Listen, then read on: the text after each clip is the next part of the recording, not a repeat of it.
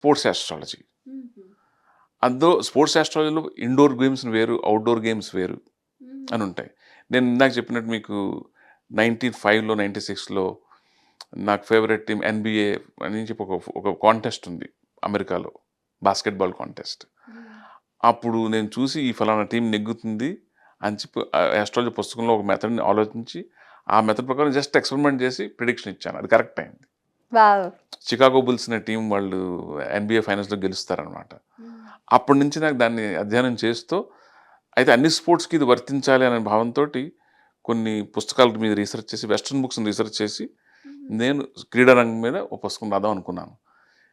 Cricket గురించి రాద్దాం అనుకుని ఒక 1000 మ్యాచ్‌ల పైన అధ్యయనం చేసి, ఒక పుస్తకాన్ని తీసుకొచ్చాను. దాని పేరు క్రీడా జ్యోతిష్యం, స్పోర్ట్స్ ఆస్ట్రాలజీ. ఓకే. అది క్రీడా క్రికెట్ మీద జ్యోతిష్యం రాశాను. పైన మీరు ఒక పుస్తకమే రాసారు. పుస్తకం రాశాను. అది ఆ పుస్తకం చదివిన ప్రతి వాళ్ళకి ఒక మ్యాచ్ జరుగుతూ ఉంటే విజయం అన్నది ఎలా ఎలా నిర్ణయించబడుతుంది అన్న విషయం తెలుస్తుంది వాళ్ళకి. ఎలా తెలుస్తుంది సార్? అంటే ఇప్పుడు ప్రిడిక్ట్ చేయగలిగితే ఇప్పుడు రాబోయే రోజులలో మ్యాచెస్ కూడా జరగనున్నాయి. సో, గెలుస్తారా? ఓడిపోతారా? ఎలా చెప్తారు? నా పుస్తకంలో డీటెయిల్‌గా వివరించబడింది. Method step by step 5 steps ఉన్నాయి. ఒక ఏదనంటే జ్యోతిష్యుడి కింద ఎలా వస్తుందో చెప్తాను మీకు. ఔట్‌కమ్ కంటే జ్యోతిష్యం రోల్ ఇంపార్టెంట్.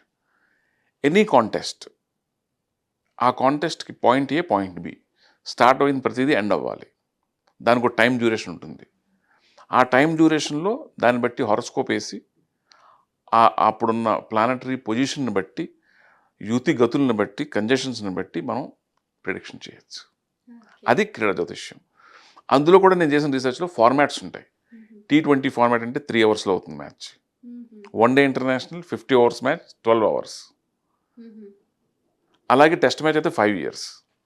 సో వీళ్ళన్నింటిని రీసెర్చ్ చేస్తూ ఎలా చేస్తే బాగుంటుంది, ఎలా చూస్తే బాగుంటుంది, రిజల్ట్స్ బాగా వచ్చాయి లేదా అన్ని చూసి రీసెర్చ్ చేసి నేను పుస్తకం రాశాను.